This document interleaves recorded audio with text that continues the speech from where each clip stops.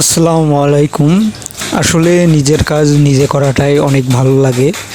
যদিও আমি নিজের কাজ সবসময় নিজেই করি। আজকে আমার কাপড়গুলো ধুচ্ছিলাম আমি। যেহেতু দুপুর ১টায় অনেকেই গোসল করবে, তার আগে কাপড় ধুতে হয়। এজন্য আমি খুব সকালেই কাপড়গুলো ধুচ্ছিলাম এবং ১০টার আগে।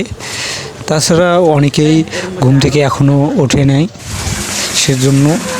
আর ম্যাচের মধ্যে একটু সমস্যা হবে এগুলো, যেমন কাপড় ধোয়া বা গোসল করা, এগুলো অনেকেই আবার গোসল করবে, সেজন্য আমি খুব দ্রুতই আমার কাপড়গুলো ধুচ্ছিলাম।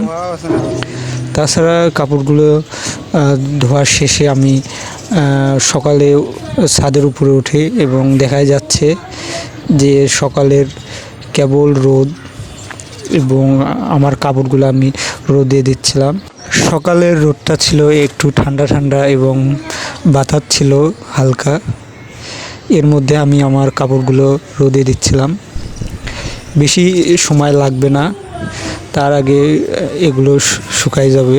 এখন সকাল ১০টা বাজে, দেখা যাচ্ছে যে অনেকে ঘুম থেকে এখনও ওঠেই নেই।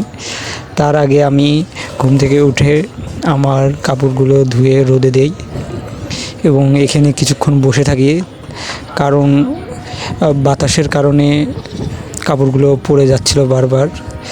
ক্লিপ দেওয়ার পরেও দেখা যাচ্ছিল যে এলোমেলো হয়ে যায় সব কিছু। আমার মনে হয় কলেজ পাড়ার মধ্যে সবচেয়ে উঁচু বিল্ডিং এইটা, ৬তলা, যেখান থেকে অসাধারণ ভিউ দেখা যাচ্ছে।